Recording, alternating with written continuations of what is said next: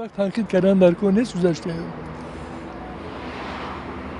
و این وقتا هر یک دور بود خودشان به همون دور و به همون شرایطش مردم رفتار میکردن و رفتار زندگی میکردن. چی حق داریم که ما گذشته های تنقید کنیم؟ با فکر من چیزی فایده ناکش گفتن در کار چیزی گناهایی که کمبودی بود با فکر من شرط نیست گفتن. چون که تاریخ خودش اثبات میکنه شرط نیست آدمایی که آدمی هست که صدها کاری فایده ناک کردگی یک تا کمبودی باشد و یا چی گفتن ضرورت باشد با فکر من باید گپ زنیم. برای که اصلاح کنیم خودمون. نه تکرار نشه آدم عیب در کاتبای سکه که در اینجا بود باید کم خدمت کردن. خدمتی باید بسیار بزرگ است. ما هیچ وقت حق نداریم که باید تنقید کنیم.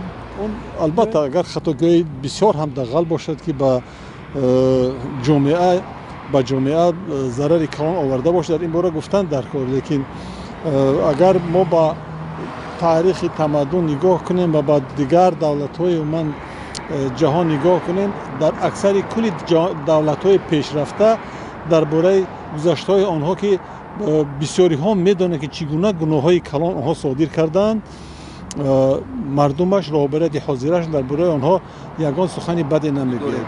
با اندیشه من بیشتر خوب است که موید نظریه ها و اندیشه های آنها بحث و بررسی کنیم اگر جایی که اشتباه کردن جایی که خطا کردن آن رو اصلاح کنیم و با این کار نباید همه جامعه دست بزنن. مثلا در مورد استاد باباجان غفور و استاد صدرالدین عینی شیرینشاه شاه تیمور و ده شخصیت‌های ملی داریم که اگر جای اشتباه کردن یا نظریه که اندیشهشون اشتباه بود اون باید در دایره‌های خرد علمی اکادمیکی مورد تحلیل و بررسی قرار گیرد و نباید همه مردم با همین گذشتگان خود با شخصیت‌های خود مورد تحلیل و انتقاد یعنی زندگی اونها را زندگیشون قرار بدن.